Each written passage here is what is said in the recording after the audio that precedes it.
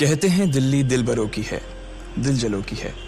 कहते तो ये भी हैं कि दिल्ली दिल फरेबों की भी है। और लकी यानी कि लक्ष्मण लाल अग्रवाल में ये सारे गुण मौजूद थे। लोग उसकी शक्ल को देखकर ही कह देते थे, अबे दिल्ली से हो क्या?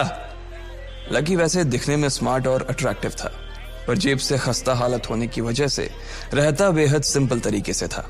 शर्ट का रंग उड़ा हुआ और पैंट से पैबंद जुड़ा हुआ।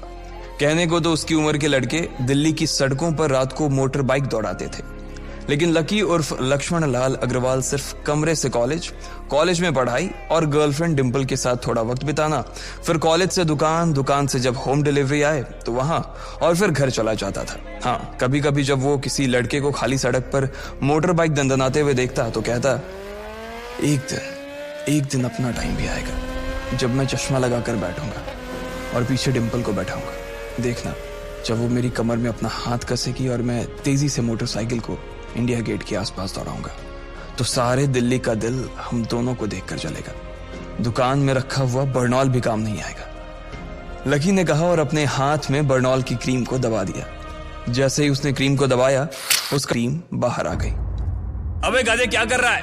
वो कोई स्पंज की गेंद है क्या जो उसे दबा रहा है?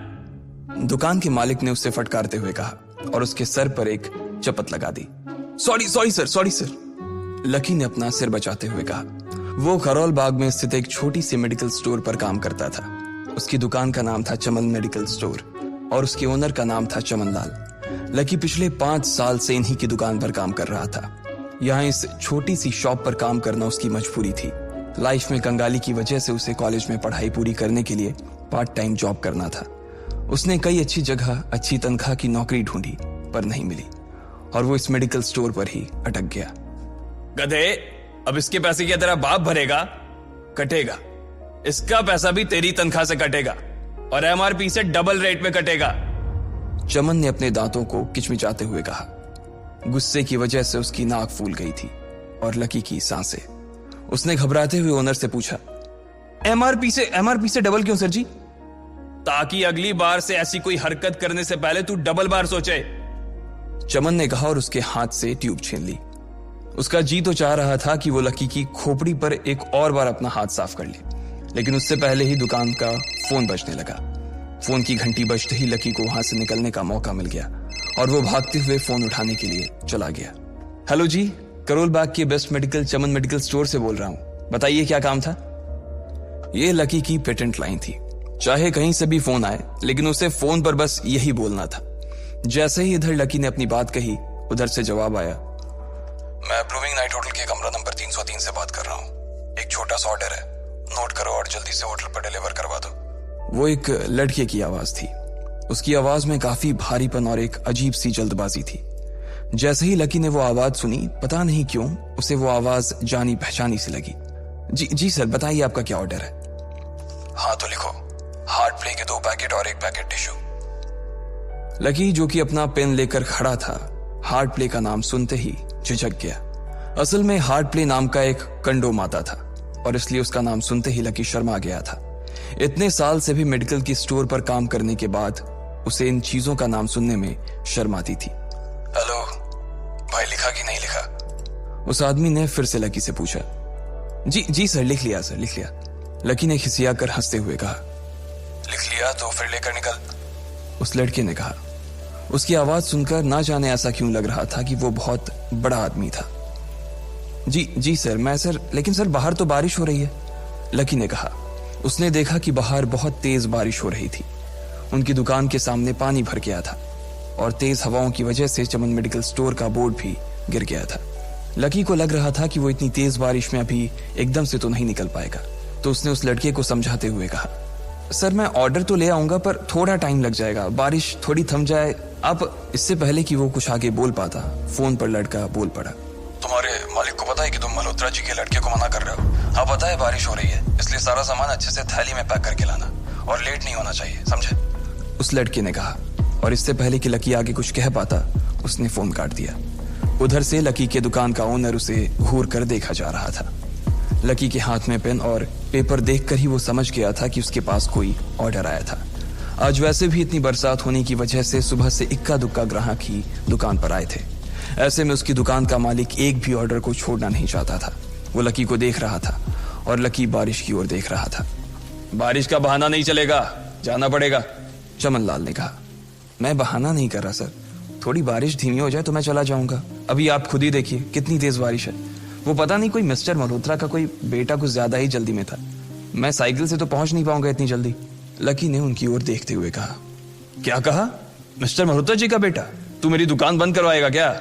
अभी क्या भी निकल उनका ऑर्डर लेके, वो हमारे बहुत पुराने कस्टमर है, चमन ने कहा।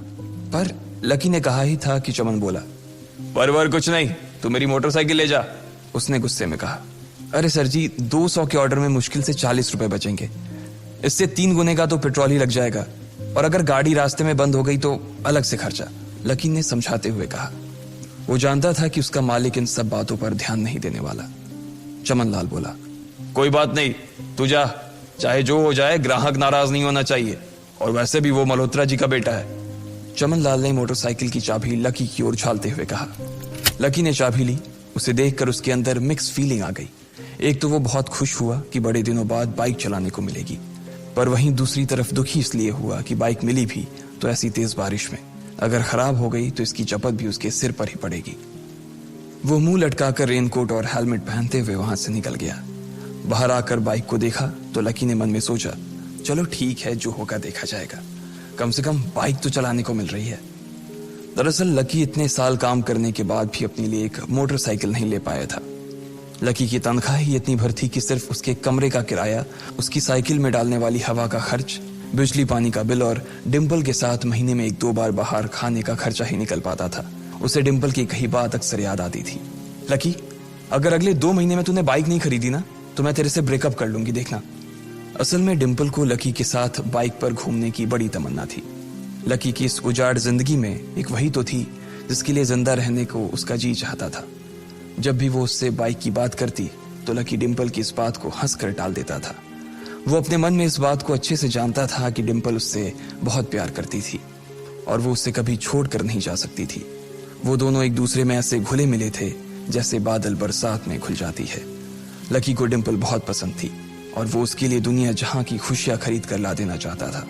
वो चाहता था कि एक दिन वो डिम्पल को प्लेन में बैठाए, लेकिन उसके ये सब ख्वाब इस कम तनख्वाह की नौकरी की वजह से कभी पूरे नहीं होने वाले थे। पर आज उसके पास एक मौका था। वो डिम्पल को अपने साथ इस बारिश में राजपथ घुमाना चाहता था। वो उसे दिल्ली दिखाना चाहता था। चमन लाल को देने के लिए उसने पहले से ही बहाना सोच रखा था। बस जल्दी से वो ये डिलीवरी देकर सीधे डिम्पल के पास ही जाने वाला था। उसने होटल ब्लूमिंग नाइट के बाहर मोटर बाइक पार्क की और सीधे होटल के अंदर चला गया। लकी ने रिसेप्शन पर पहुंचकर नमस्ते करते हुए रिसेप्शनिस्ट को बोला, जी मैं चमन मेडिकल स्टोर से आया हूं, रूम नंबर 303 का ऑर्डर था सर। रिसेप्शन पर खड़ा आदमी उसके हाथ में काली थैली को देखकर समझ गया था कि उसमें क्या था और वो मंद ही मंद मुस्कुराते हुए बोला, 3rd फ्लोर पर है, लिफ्ट से चले जाओ, रेनकोट यहीं उतार देना। जैसा उस आदमी ने कहा लकी ने ठीक वैसा ही किया और लिफ्ट में चढ़ने के कुछ ही देर बाद वो 3रे माले पर पहुंच गया था। वो रूम नंबर 303 के बाहर पहुंचा और उसने डोरबेल बजाई। जैसे ही दरवाजा खुला लकी ने थैली आगे बढ़ाते हुए कहा, नमस्ते, मैं चमन मेडिकल स्टोर से लकी, ये आपका। इससे पहले कि लकी आगे कुछ कह पाता उसकी आंखें फटी की फटी रह गई थी। उसने अपने सामने जो देखा उसके बाद उसे ऐसा लगा कि बंद छत के नीचे भी उसके ऊपर आसमान से आकर एक जोरदार बिजली गिर गई थी। उसके सामने एक लड़की खड़ी थी। वो लड़की और कोई नहीं बल्कि उसकी गर्लफ्रेंड डिम्पल ही थी। उसने एक पर्पल कलर का नाइट गाउन पहन रखा था। उसके काले घने बाल गीले थे और उसने उन्हें अपने कंधे पर फैला रखा था। उसकी खुशबू से ही ये चीज साफ पता चल रही थी कि वो अभी अभी नहा कर आई थी। डिम्पल, तुम यहाँ क्या कर रही हो? लकी को अपनी आंखों पर विश्वास ही नहीं हो रहा था। उसने 2 बार अपनी पलकें झपका कर देखा, लेकिन दोनों बार ही उसे अपने सामने डिम्पल ही नजर आई। तुम यहाँ क्या मेरा पीछा करते हुए आए हो लकी? डिम्पल ने उल्टा उसी के ऊपर पलटवार करते हुए कहा। लकी को देखकर उसके दिल की धड़कन भी तेज हो गई थी। उसे उम्मीद नहीं थी कि लकी यहाँ आ जाएगा। उसने ना तो सुबह से उसे फोन किया था और ना ही उसके मैसेज का कोई जवाब दिया था। वो अपने मन में सोचकर बैठी थी कि वो अगले दिन खुद ही उससे मिलकर बोल देगी कि उसकी तबीयत खराब थी। डिम्पल बेबी, क्या हो गया? किससे बात कर रही हो? अचानक से एक गबरू जवान सा लड़का दरवाजे के पास आकर खड़ा हो गया था। उसने बनियान पहन रखी थी। लकी उसे पहचान गया था। साले राहुल के बच्चे, तेरी हिम्मत कैसे हुई मेरी डिम्पल को हाथ लगाने की? लकी ने जैसे ही राहुल को देखा उसके तन बदन में मानो आग सी लग गई थी। वो उसे इस वक्त इतना बुरा मारना चाहता था, इतना बुरा पीटना चाहता था, जिसकी कोई हद सीमा नहीं थी। लकी जिस कॉलेज में पढ़ता था, राहुल और डिंपल भी उसी में पढ़ते थे, और वो कॉलेज राहुल के फादर का ही था। डिंपल ने राहुल के पिता की एक कंपनी में जॉब पकड़ ली थी और राहुल उस पर बहुत लाइन मारता था। लकी ने 1-2 बार डिंपल को उससे दूर रहने के लिए भी कहा, लेकिन डिंपल ने उसे ये कहकर टाल दिया था कि वो सिर्फ अच्छे दोस्त थे। आज भी इससे पहले कि वो आगे बढ़ता, डिंपल उन दोनों के बीच आ गई। रुक जाओ, डिंपल ने गुस्से में कहा और लकी के सीने पर हाथ रखकर उसे रोक दिया। लकी लंबी सांसें ले रहा था और कुछ ही सांसों के बाद उसका गुस्सा शांत हो गया। अब डिंपल के पास भी छुपाने के लिए कुछ नहीं था, इसलिए उसने लकी से कहा, लकी, आज से तुम्हारा और मेरा ब्रेकअप। ब्रेकअप? लकी के पैरों के नीचे से जमीन खिसक गई थी। उसकी आंखें नम हो गईं। लकी को उसकी बातों पर विश्वास नहीं हो रहा था। उसने डिंपल की ओर देखा और बोला, डिंपल, हम पिछले 1 साल से एक दूसरे के साथ हैं और तुम हो कि मुझसे ब्रेकअप करना चाहती हो? अरे मैं तो तुम्हारे लिए नई बाइक लेने वाला था। चल रहने दे, आज ही याद आई है तुझे बाइक की। अरे तेरे पास मुझे बाहर घुमाने के लिए, खिलाने पिलाने के लिए पैसे तो है नहीं। तू कहां से लेगा बाइक? और अगर ले भी लेगा तो उसमें पेट्रोल कहां से डलवाएगा? तेरी 8,000 रुपए महीने की नौकरी, उसमें होगा ये सब? लोग हंसते हैं मेरे ऊपर जब मैं सरोजनी में तेरे साथ घूमती हूँ। मैं ऐसी लाइफ नहीं जीना चाहती लकी। मैं तेरी तरह गरीब नहीं रहना चाहती। तूने मुझे फंसाया था, उल्लू बनाया था तूने मुझे, इसलिए मैंने राहुल से मैचअप कर लिया है। आज से यही मेरा बॉयफ्रेंड है। डिंपल ने गुस्से में कहा। अच्छा, तो बेबी ये है तुम्हारा वो बेकार सा एक्स बॉयफ्रेंड? राहुल ने पूछा और डिंपल के बगल में आकर खड़ा हो गया। फिर उसने लकी के हाथ से थैली उठाई और उसमें से हार्ड प्ले का पैकेट निकालकर उसे चिढ़ाने के लिए उसे हवा में लहराने लगा। बाप रे, इससे बदकिस्मत इंसान इस दुनिया में और कौन होगा? राहुल ने उसकी टांग खींचते हुए कहा। लकी के पास उसकी बात का कोई जवाब नहीं था। उसने गुस्से से डिंपल की ओर देखा और अपनी हाथों की मुट्ठी भींच ली। फिर वो वहां से निकल गया। अबे पैसे तो ले जा, सब कुछ फ्री में देता जाएगा क्या? राहुल ने जोर से ठहाके लगाते हुए कहा, लेकिन लकी बिना उसकी बात सुनते ही निकल गया। उसके दिमाग में डिंपल के कहे शब्द गूंज रहे थे। उसने कभी सपने में नहीं सोचा था कि डिंपल उसके साथ कुछ ऐसा भी कर सकती थी। जिस इंसान के लिए वो इतना कुछ करना चाह रहा था, उसे उसकी कोई कदर ही नहीं थी। लकी इतना हताश हो गया था कि बुरी तरह से रोने लगा। इस बार वो लिफ्ट से नहीं बल्कि सीढ़ियों से नीचे उतरा और एक सीढ़ी उतरने के साथ उसके आंसू आंखों से छलकते जा रहे थे। जब उसकी आवाज सुनकर कुछ लोग अपने कमरे से बाहर आए तो लकी ने तुरंत अपने आंसू पोंछे और तेजी से वहां से भाग गया। उसे जिंदगी में पहली बार प्यार हुआ था और पैसों की कमी की वजह से ना सिर्फ उसका प्यार बल्कि उसकी पूरी जिंदगी बर्बाद हो गई थी। लकी जैसे ही बाहर आया तो उसने देखा कि बाहर अंधेरा हो गया था। आसमान में तेज बिजली कड़की और बारिश जो थमी थी एकाएक फिर से झमाझम बरसने लगी। ये देख लकी के थमे हुए आंसू एक बार फिर से छलक गए। उसका दिल बुरी तरह से टूट चुका था, लेकिन उसे इस बात की खुशी भी हो रही थी। आखिर आज उसे डिंपल का असली चेहरा नजर आ गया था। वो तो उसके साथ घर बसाने की सोच रहा था, लेकिन अच्छा हुआ कि उसने पहले ही उसका घर बर्बाद होने से बचा लिया। लकी को दुख तो बहुत हो रहा था, पर उसे यह भी लग रहा था कि उसे आगे चलकर यही दुख उसे खुशी देने वाला था। लेकिन एक चीज थी जो लकी को परेशान कर रही थी, वो थी उसकी माली हालत। उसकी जेब इतनी तंग थी कि उसे फटी हुई जेब की पैंट पहनकर घूमना पड़ता था। कभी कभी तो लकी सिर्फ रोटी खाकर दिन काट लेता था। वो कब से कोशिश कर रहा था कि कोई अच्छा काम पकड़ सके, लेकिन उसे कोई काम देने को राजी नहीं था। उसने टूटे हुए दिल को दिलासा देते हुए मन में सोचा कि डिंपल पर खर्च होने वाले पैसे बच जाने से शायद उसके हालत सुधर जाएंगे, पर फिर भी वो रातों रात रईस नहीं हो जाने वाला था। उसने ऊपर आसमान की ओर देखा और जोर से चिल्लाया, अगर इतना ही अनलकी बनाना था तो फिर नाम लकी क्यों रखा भगवान? वो जितनी जोर से चिल्ला सकता था उतनी जोर से चिल्लाया। उसकी आवाज से आसपास खड़े लोग एक बार तो डर गए थे। लकी ऊपर ही देख रहा था और उसके आंसू बारिश के पानी के साथ मिल गए थे। जैसे ही वो फूट कर रोने को था, तभी उसके फोन पर एक मैसेज आया। जैसे ही लकी ने अपना फोन निकालकर उस मैसेज को पढ़ना शुरू किया, उसकी तो आंखें ही चमक गई। अचानक उसके आंसू हंसी में बदल गए और वो जोर जोर से वहीं सड़क पर नाचने लगा। उस मैसेज में लिखा था, परिवार की रिसर्च और परिवार के निर्णय के हिसाब से अग्रवाल परिवार का वारिस लक्ष्मण लाल अग्रवाल उर्फ लकी ने गरीबी अभ्यास की परीक्षा को पास कर लिया है और आज से ही वो उस जमीन और उस जायदाद का मालिक हो जाएगा जो परिवार ने उसके नाम कर रखी थी। ये एक ऐसा मैसेज था आखिर कौन था लकी? क्या थी उसकी असलियत? और वो कैसे रातों रात ही अनलकी से लकी हो गया था? आपको क्या लगता है, क्या होंगे इन सभी सवालों के जवाब? कमेंट बॉक्स में कमेंट करके जरूर बताएं। और सभी सवालों के जवाब को जानने के लिए सुनते रहिए इंस्टा मिलीनियर सिर्फ। उस मैसेज को पढ़ने के बाद भर बरसात में भी उसका चेहरा सूरज की तरह खिल उठा था। लकी ने इस मैसेज को पढ़कर खत्म किया ही था कि उसके फोन पर बारिश की बूंदें जमा होने लगी थीं। लकी ने थोड़ी देर की खुशी मनाने के बाद याद किया कि वो सच में गरीब नहीं था। असल में उसके परिवार ने उसे एक परीक्षा में डाल रखा था जिसका नाम था गरीबी अभ्यास परीक्षा। इस परीक्षा के तहत लकी को अग्रवाल खानदान में उसके नाम की जमीन और जायदाद पर तभी हक मिलने वाला था जब वो इस परीक्षा को पास कर लेता। अचानक से उसे याद आया कि वो गरीब नहीं था बल्कि गरीब होने की परीक्षा दे रहा था। हालांकि परीक्षा देते देते उसे 8 बरस हो चुके थे, इसलिए उसे एहसास होने लगा था कि वो कभी परीक्षा को पास ही नहीं कर पाएगा और हमेशा हमेशा के लिए गरीब ही रह जाएगा। अच्छा हुआ चली गई, अब मिलना कभी। लकी ने होटल की तीसरी मंजिल की ओर देखा और पानी के अंदर ही अपना पैर पटक दिया। वो डिंपल को कोस रहा था। उसने अपनी मोटरसाइकिल उठाई और फिर से चमन मेडिकल स्टोर जाने के लिए मुड़ने लगा। अगले दिन जब लकी की आंख खुली तो वो सीधा उठा और तैयार होकर शहर के सबसे बड़े बैंक न्यू सिटी बैंक पहुंच गया। न्यू सिटी बैंक न सिर्फ शहर का सबसे बड़ा बैंक था बल्कि वो सबसे अमीर बैंक भी था। वहां पर शहर के सबसे अमीर लोगों के ही पैसे जमा किए जाते थे। लकी वहां पैसे को निकलवाने के लिए जा रहा था।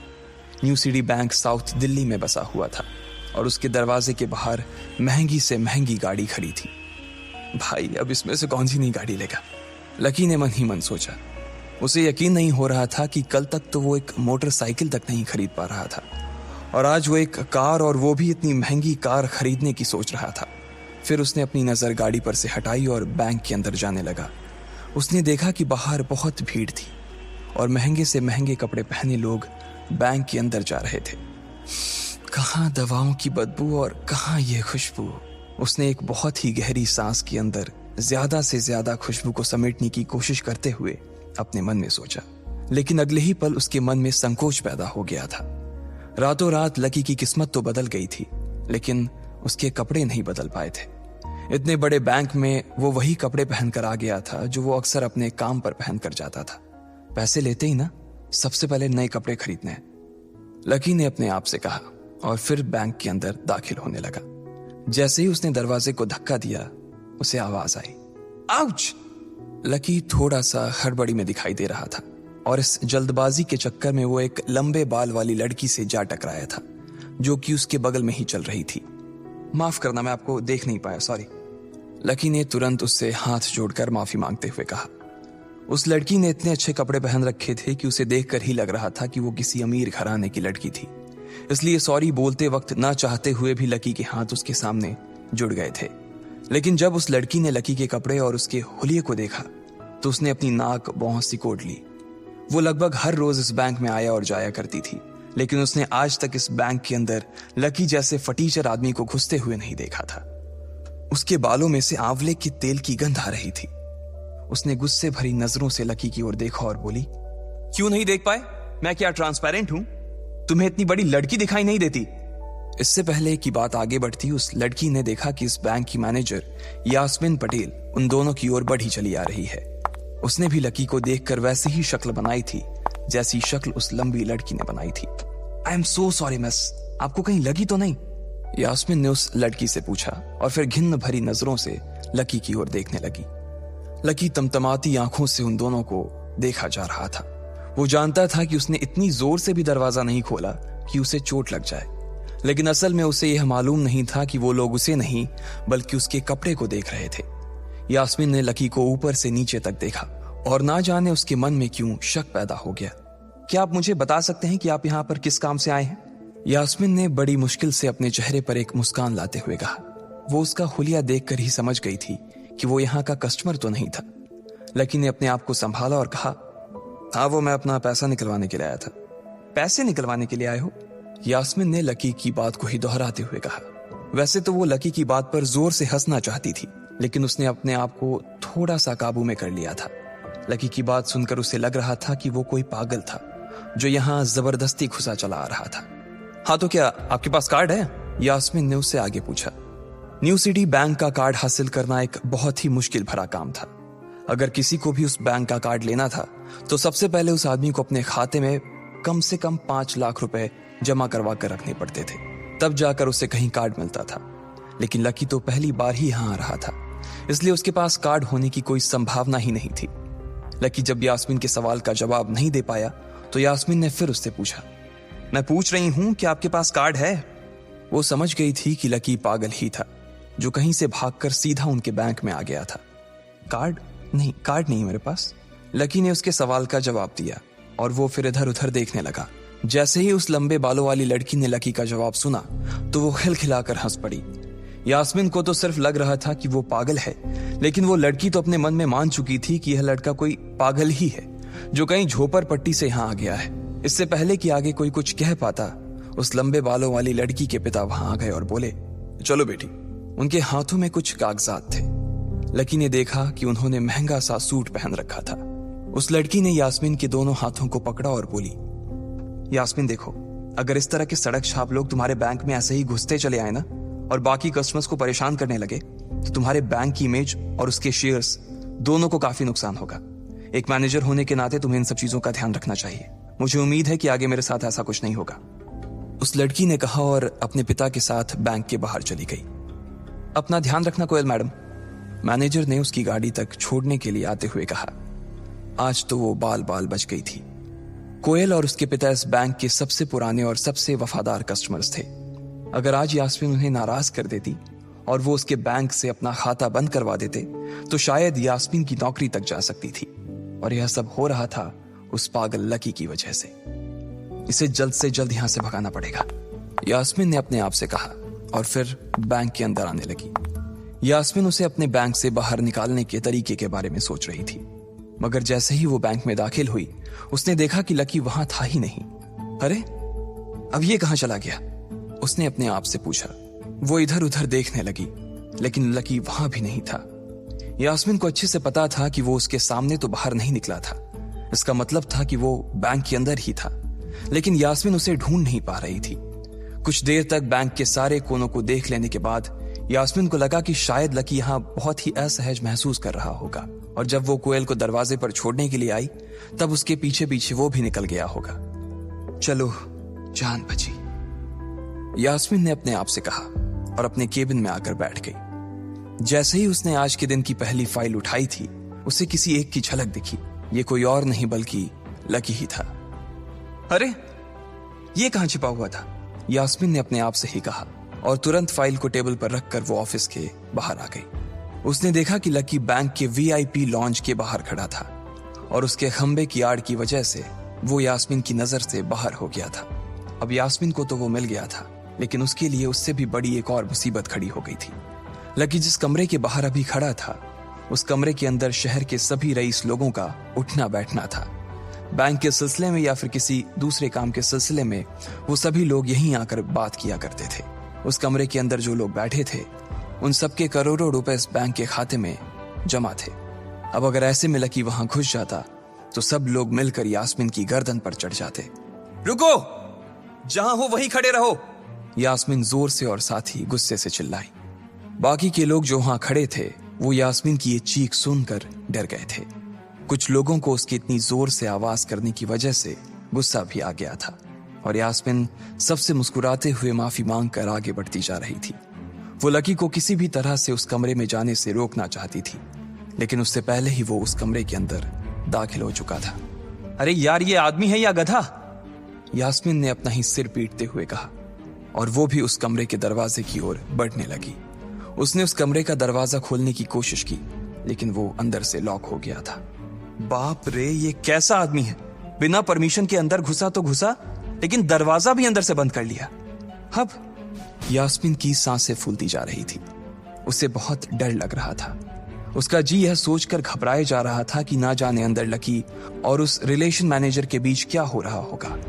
इधर जैसे ही लकी कमरे में दाखिल हुआ, वहां का कस्टमर रिलेशन मैनेजर जो कि सोफे पर फैला हुआ था, वो उसे देखते ही अचानक सीधा बैठ गया। हेलो सर, कैसे हैं आप? उसके मुंह से बिना लकी को देखते हुए ये शब्द निकले। उसे याद था कि इस कमरे में कुछ खास लोग ही आते थे, और जो भी आते थे यास्मीन उनके आने की खबर उसे पहले ही दे देती थी। लेकिन इस वक्त जो आदमी उसके सामने खड़ा था, उसे देखते ही वो अपनी जगह पर जम गया था। ना तो वो कहीं से भी वीआईपी लग रहा था और ना ही वो उसका कोई रिश्तेदार था। कौन हो भाई तुम? क्या चाहिए तुम्हें? उस मैनेजर ने 20 साल के जवान लड़के को देखते हुए कहा। मैं यहां अपना पैसा लेने आया हूं। लकी ने सीधे मुद्दे की बात को मैनेजर के सामने रखते हुए कहा। तुम्हारे पास हमारा सुप्रीम कार्ड है? मैनेजर ने उससे ऊपर से नीचे तक देखा और पूछा। नहीं नहीं, मेरे पास कोई कार्ड नहीं है, लकी ने कहा। तो फिर हम तुम्हें कोई पैसा नहीं दे सकते। चलो अभी दरवाजा खोलो और सीधा बाहर निकलो, मैनेजर ने कहा और सोफे पर से उठ गया। नहीं, मैं अपना पैसा लिए बिना नहीं जाऊंगा यहां से, लकी भी जिद पर अड़ गया। अरे बोला ना, बिना कार्ड वाले को पैसा नहीं मिलता है, और वो भी पैसा होगा तब तो मिलेगा ना, मैनेजर ने उसके करीब आते हुए कहा। अरे पैसा है तभी तो निकालने आया हूं सर, लकी ने कहा। देख, फालतू की बहस मत कर सुबह सुबह, वरना मैं सिक्योरिटी को बुला लूंगा तो वो लोग मार मार कर बाहर निकालेंगे तुझे। लकी यह सुनकर घबरा गया था। मैनेजर के चेहरे का गुस्सा उसे साफ नजर आ रहा था, लेकिन ऐसा भी नहीं था कि वो झूठ बोल रहा था। भले ही उसके पास कार्ड नहीं था, लेकिन इसका मतलब ये नहीं था कि वो अग्रवाल खानदान का लड़का नहीं था। जैसे जैसे मैनेजर उसकी ओर बढ़ता चला जा रहा था, लकी का डर भी बढ़ता जा रहा था। मैनेजर को लग रहा था कि वो कोई संकी था और वो उसे धक्का मारकर बाहर निकालने के लिए आगे बढ़ ही रहा था कि अचानक घबराए हुए लकी के दिमाग में एक आइडिया आया। फिंगरप्रिंट! उसने अपना अंगूठा कमरे में मौजूद उस मैनेजर के सामने उठाते हुए कहा। फिंगरप्रिंट? कौन सा फिंगरप्रिंट? मैनेजर ने चौंकते हुए पूछा। अरे अरे आपने कहा ना कि आपको कार्ड चाहिए, पर मेरे पास कार्ड नहीं है, फिंगरप्रिंट है, और मुझे मालूम है कि आपके यहाँ फिंगरप्रिंट से भी पैसे निकलते हैं। यह कहते ही लकी ने एक राहत की सांस ली थी, लेकिन मैनेजर को यह समझ नहीं आ रहा था कि आखिर लकी को फिंगरप्रिंट की जानकारी मिली कैसे। तुम फिंगरप्रिंट यूज करना चाहते हो? मैनेजर ने लकी को घूरते हुए पूछा। लकी की शक्ल और उसका हुलिया मैनेजर के लिए उसकी बातों से मेल नहीं खा रहा था। हाँ, मैं फिंगरप्रिंट यूज करना चाहता हूं सर, लकी ने सीना चौड़ा करते हुए कहा। उसे इस तरह देख तो मैनेजर और भी कंफ्यूज हो गया था। मैनेजर ने सोचा कि उसे एक चांस देना चाहिए, इसलिए उसने लकी को फिंगरप्रिंट इस्तेमाल करने की इजाजत दे दी थी। वो अपनी टेबल के पास गया और उसके दराज में फिंगरप्रिंट वाली मशीन ढूंढने लगा। 2-3 ड्रॉर में झांकने के बाद आखिरकार उसे वो मशीन मिल गई थी। चुपचाप यहां पर अपना अंगूठा लगाओ, मैनेजर ने मशीन को आगे बढ़ाते हुए लकी से कहा। लकी ने अपनी फटी हुई पैंट के पिछले हिस्से में अपना अंगूठा पोंछा और फिर उस मशीन पर लगा दिया। 2 सेकंड बाद मशीन में से एक आवाज आने लगी। उसके अंदर एक लाल बत्ती चल रही थी और वो जोर जोर से बीप कर रही थी। देखा, तुम्हारा फिंगरप्रिंट मैच नहीं कर रहा है। मैंने पहले ही बोला था कि कोई खाता नहीं है इस बैंक में तुम्हारा। मैनेजर ने लकी को ऐसे देखा जैसे वो कोई बड़ा अपराधी था। मैनेजर उसकी पैंट की ओर देखने लगा। उसे लग रहा था कि लकी ने अपनी जेब में कोई हथियार छुपा रखा था और वो मैनेजर को बेवकूफ बना रहा था। इससे पहले कि लकी अपनी जेब से कोई बंदूक या बम निकालता, मैनेजर ने अपना फोन निकाला और पुलिस का नंबर लगाने लगा। लकी ने उसकी स्क्रीन पर देख लिया था कि वो 100 नंबर पर फोन लगा रहा था। लकी बुरी तरह से घबरा गया था। वो बहुत ही उत्साह और जोश में अंदर तक तो चला गया था, लेकिन उसे मालूम नहीं था कि वो इतनी बड़ी मुसीबत में फंसने वाला है। अब आगे क्या होने वाला था? क्या लकी उसे पुलिस को बुलाने से रोक पाता? कहीं उसे कोई फेक मैसेज तो नहीं आया था? लकी कैसे इन मुसीबत से बाहर निकलेगा? आपको क्या लगता है, क्या होंगे इन सभी सवालों के जवाब? कमेंट बॉक्स में कमेंट करके जरूर बताएं और सभी सवालों के जवाब को जानने के लिए सुनते रहिए